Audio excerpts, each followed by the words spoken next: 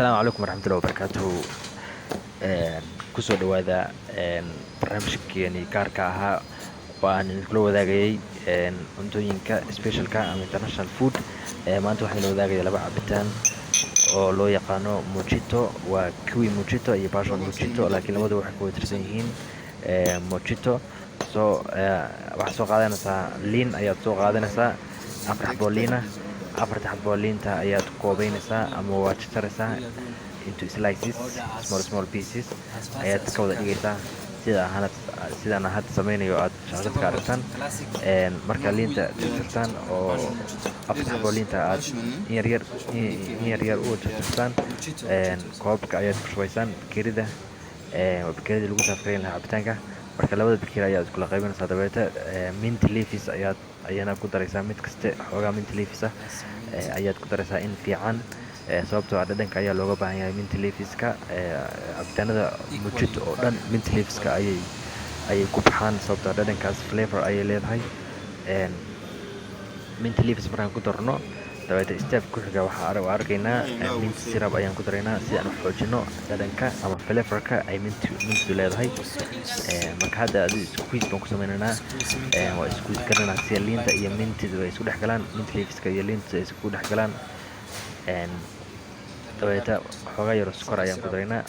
Taas waxa weeyaan sugar syrup weeyaan, sidaan xoogaa u macaanayno. Sokor yar ayaan ku daraynaa.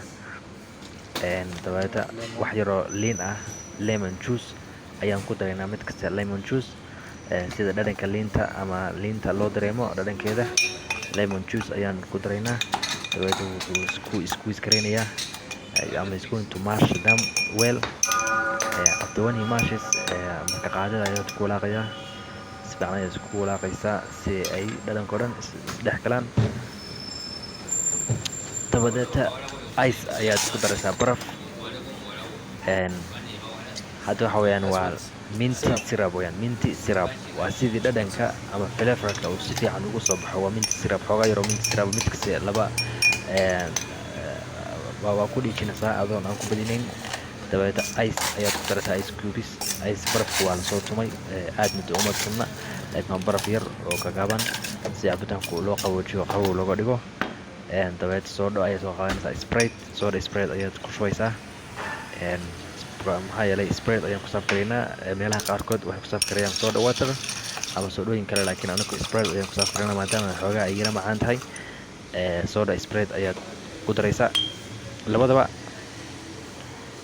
Hadda mid kasta flavorkii u gooniga ahaa ayaa lagu shubayaa. Halkaas waxa waaye kiwi flavor weeyaan, waa kiwi flavorka u gooniga weeyaan. Cabitaanku wuxuu noqonayaa cagaar buu noqonayaa, sababtoo ah kiwi waa cagaar. Kiwi waxaa la dhahaa waa miro passionka kala, marka miro fiican weeyaan. Kiwidaas ayaa lagu shubay. Marka inta ka dhiman soodhada lagu buuxinayaa, inta ka dhiman sprites ayaa lagu buuxinayaa. Marka morning baa la hawsha soo saaray, laakiin waa kiwi, dhadhankiisu waa dhadhan kiwi ah. Soodhadii ayaan ku buuxinay intii hadhay.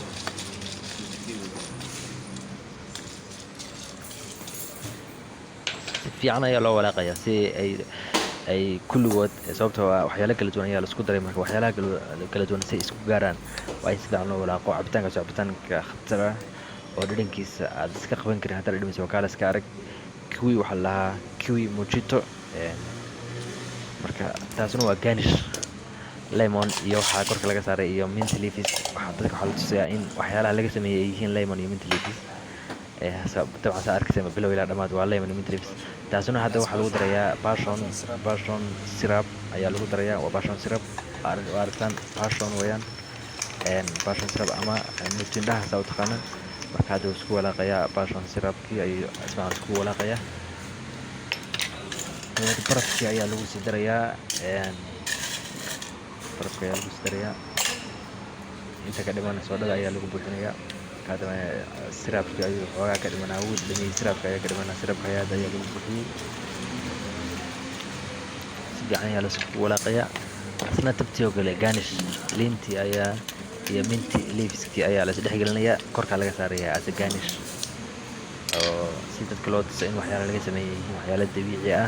Lemon, mint leaves, passion fruit syrup iyo baraf iyo soodhadaasaa lagu arkaa waxaan dabiici ahayn, laakiin inta kale waa dabiici. Hadda cabitaanka waa ready, very very ready wayaan. If you drink those two, you will never forget. You will come back to Cafe Mocha ever and ever again.